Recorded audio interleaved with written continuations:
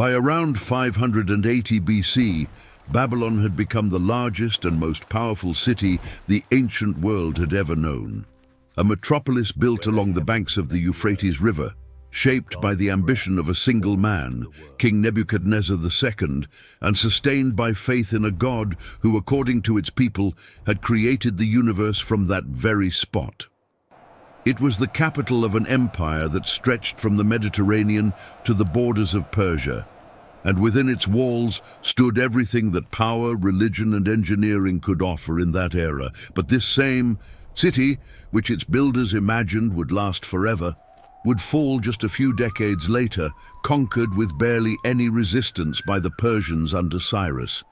In this video, I use modern AI tools to bring historic paintings, maps, and engravings to life, shifting perspectives, changing camera angles, and moving through these scenes in ways their original artists never could.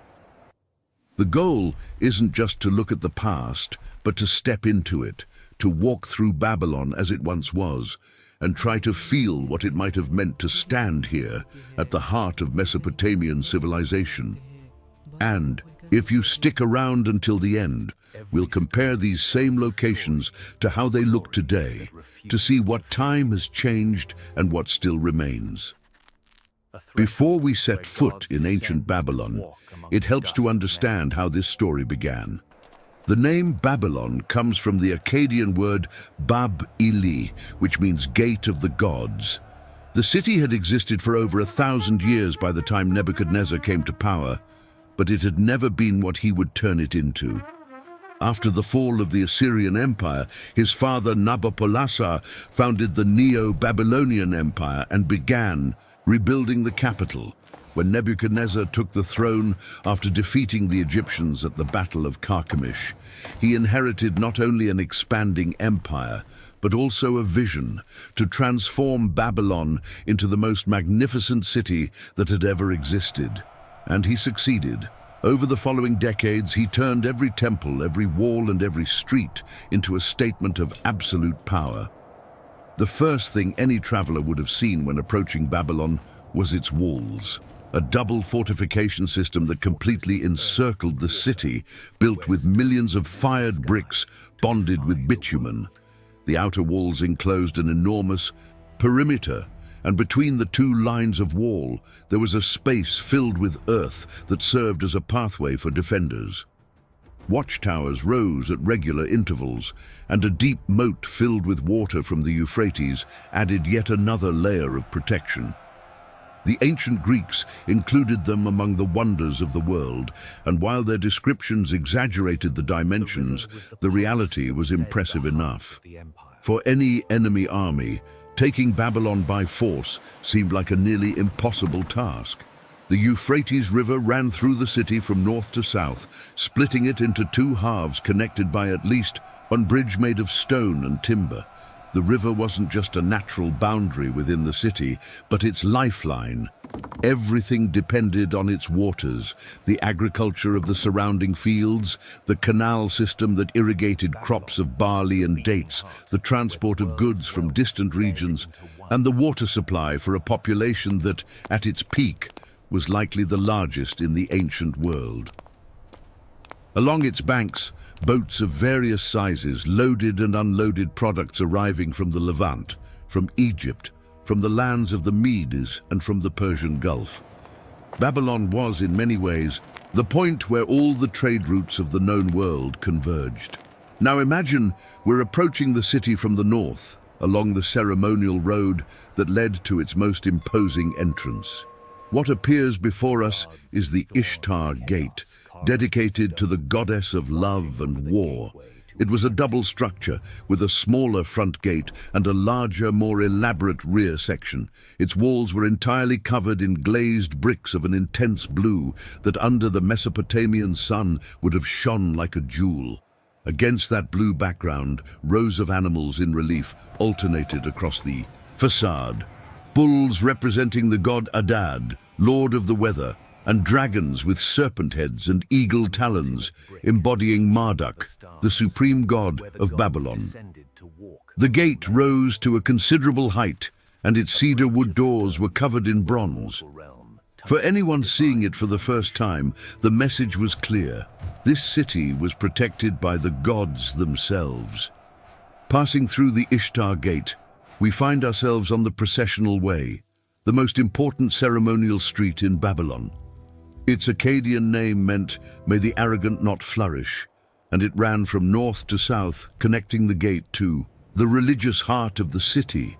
Its side walls were decorated with over 100 lions in relief, representations of the goddess Ishtar, crafted from glazed bricks in shades of yellow, white, and ochre against the same blue background.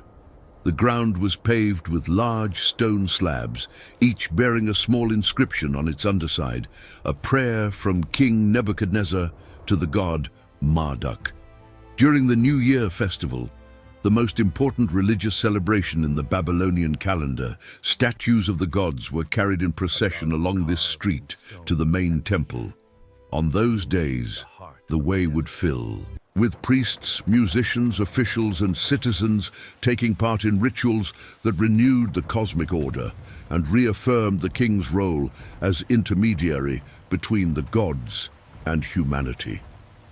South of the Ishtar Gate stood the southern palace of Nebuchadnezzar, an immense structure that served as the administrative center, royal residence, and symbol of imperial power. The palace contained hundreds of rooms organized around multiple inner courtyards. The most important of these courtyards led to the throne room, the largest chamber in the entire complex.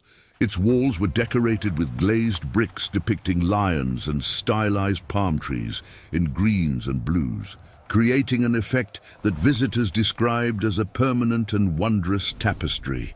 From the rooftop of this palace, according to ancient sources, Nebuchadnezzar himself would gaze out over his city and marvel at what he had built. On one side, the palace's main facade opened directly onto the processional way next to the Ishtar Gate, so that political power and religious authority were physically connected. Not far from the palace, in the religious heart of the city, stood the Esagila, the main temple dedicated to Marduk. This was not simply a place of prayer, but the most important spiritual, administrative, and economic center in all of Mesopotamia. Inside, it housed the statue of the god, a figure that the Babylonians did not consider a mere representation, but the physical embodiment of Marduk himself. The priests fed this statue 3 times a day with fine food and drink, dressed it in jewelry, and treated it as though it were a living being. Only priests and temple workers were allowed to enter the god's presence. The Esagila also functioned as a center for collecting offerings, storing wealth, and managing the vast agricultural lands that belonged to the temple. In Nebuchadnezzar's Babylon, the gods didn't just rule the heavens. They also owned land, livestock, and workers. Just north of the Esagila rose the most iconic structure in all of Babylon, and perhaps in the entire ancient world, the Etemenanki, whose name means the temple of the foundation of heaven and earth. It was a 7-tiered ziggurat, a stepped brick pyramid that climbed toward the sky from the spot the Babylonians believed to be the exact center of the universe. According to their beliefs, this was the place where Marduk had created the world, and where heaven and earth could connect as long as someone built a staircase tall enough. That was exactly what the Etemenanki was meant to be, a stairway reaching up to the gods. On its upper level were lavishly decorated rooms with beds and furniture set aside for various deities, who, according to the priests, regularly visited the tower. At the very top, a temple with a couch and a table of pure gold awaited a woman chosen by Marduk as his companion.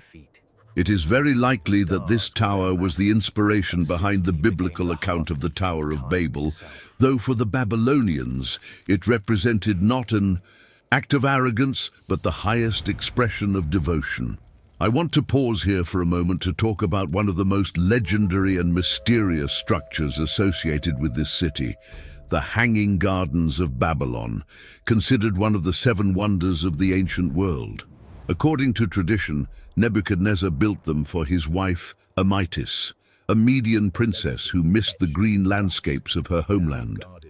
Ancient writers describe them as stepped stone terraces covered in lush vegetation, watered by an irrigation system that lifted water from the Euphrates. However, no contemporary Babylonian text mentions these gardens, and, to this day, no archaeological remains have been found to confirm their existence in Babylon. Some researchers have proposed that the famous gardens may actually have been located in Nineveh, built by the Assyrian king Sennacherib. What we do know is that Nebuchadnezzar was an obsessive builder, and the idea of a spectacular garden would not have been out of character. Beyond the great monuments, Babylon was a living, noisy, densely populated city. Its streets were filled with markets where merchants traded textiles, spices, grains, dates, and all kinds of products arriving from distant regions. Babylonian traders traveled across the known world, from Anatolia to the Indus Valley, establishing commercial relationships and transporting goods by river and caravan. Barley was the main crop, the basis for bread and beer, a mild but calorie-rich and protein-packed drink that was part of the daily diet.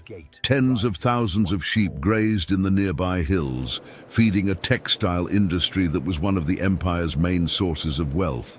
Artisans worked metal, pottery, and wood in workshops scattered throughout the city, while scribes recorded commercial transactions, religious texts, and astronomical observations on clay tablets using cuneiform script. Babylonian society had a hierarchical structure, but it was not entirely rigid. At the top stood the king and his family, followed by the chief priests of the numerous temples dedicated to gods such as Ishtar, Shamash, Sin, and Nabu, in addition to Marduk. Below them were the landowners and prosperous merchants, then the free citizens who did not own land, and finally the slaves. But slavery in Babylon was in many cases a temporary condition. A man could fall into slavery through debt and regain his freedom once the obligation was settled. Prisoners of war could also be ransomed by their families, and if the family could not pay, the responsibility fell first on the temple and ultimately on the palace. It was a system that, for all its harshness, included mechanisms allowing a certain degree of mobility between social classes. We should also remember that this was the era when thousands of Jews lived as deportees in Babylon, brought here after the destruction of Jerusalem. The prophet Daniel, according to biblical tradition, served in Nebuchadnezzar's court, and Ezekiel prophesied along the banks of Babylonian canals. For these exiles, Babylon represented both oppression and a place of forced adaptation. Some prospered, integrated into the city's economic life, and formed communities that would endure for centuries. But in their collective memory, Babylon would always be the symbol of exile and of the human arrogance that defies the divine. This biblical perspective would shape the image of the city in Western culture for millennia, turning it into a byword for sin and inevitable downfall. Babylon was also a center of knowledge. Its priests and astronomers meticulously observed the movements of the stars, developing a system of astronomical records that would lay the foundations for later astronomy. Their number system, based on 60, lives on in the way we measure time and angles today. Scribes compiled libraries with texts on mythology, medicine, mathematics, and divination. In the temples, priests practiced rituals of reading omens in the entrails of sacrificed animals, a practice the Babylonians regarded as an exact science for interpreting the will of the gods. Now, I want to bring you into the present and show you how these places look today. Thanks for being here. And if you have thoughts or suggestions for future cities, share them in the comments. Let's get into it. The ruins of Babylon lie about 55 miles south of Baghdad, in modern-day Iraq, near the city of Hilla. The site was designated a UNESCO World Heritage Site in 2019, but its condition is complicated. In the 1980s, during the war with Iran, Saddam Hussein ordered a massive reconstruction of the site, placing new bricks directly on top of the ancient ones, bearing inscriptions that proclaimed his own name alongside Nebuchadnezzar's. He built an enormous palace on an artificial hill overlooking the ruins, a gesture that archaeologists considered devastating to the site's authenticity. After the US-led invasion in 2003, military forces established a base at the archaeological site. Helicopters landed on the ruins, tanks crushed the fragile ground, and soldiers spray-painted graffiti on the walls of Saddam's palace. Babylon, which had survived entire empires, suffered significant damage in a matter of months.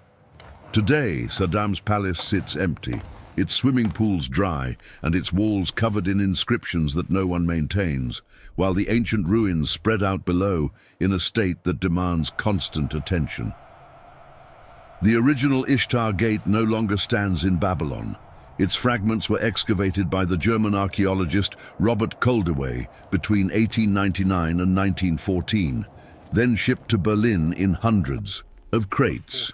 A partial reconstruction has been on display since 1930 at the Pergamon Museum, where visitors can see the blue bricks and reliefs of lions, bulls and dragons, just as they were conceived over 2,500 years ago. At the original site in Iraq, a smaller replica greets visitors, but the bricks that make up 80% of the original material remain underground or scattered across museums around the world. Of the Etemenanki, the tower that was meant to reach the heavens, virtually nothing visible remains. Alexander the Great ordered its remains cleared with the intention of rebuilding it, but his death prevented that, and the tower vanished into history. Today, only its foundation channels remain, overgrown with weeds, on ground that barely hints at the scale of what once stood there. Of the Esagila, mounds of earth are all that archaeologists have identified as the site of the ancient Temple of Marduk. Roughly 80% of the site remains unexcavated, which means that beneath the surface, secrets still lie hidden that could transform our understanding of this civilization. Despite all the challenges, Babylon is experiencing a slow rebirth. In recent years, tourism has begun to grow, with both Iraqi and international visitors arriving to walk along the processional way, admire the Lion of Babylon, a basalt sculpture that has survived millennia, and explore the remains of the palaces. International organizations are working alongside Iraqi authorities to conserve and restore the site using traditional mud brick building techniques. The Babylon Festival was recently revived, bringing together artists and scholars at the site's ancient Greek amphitheater to celebrate the arrival of spring, a tradition that connects directly with the ancient New Year festivals held on this very land over 2,500 years ago. I do really appreciate you watching. Your ideas, input and constructive feedback really do shape what comes next. Feel free to leave a comment below. Until next time.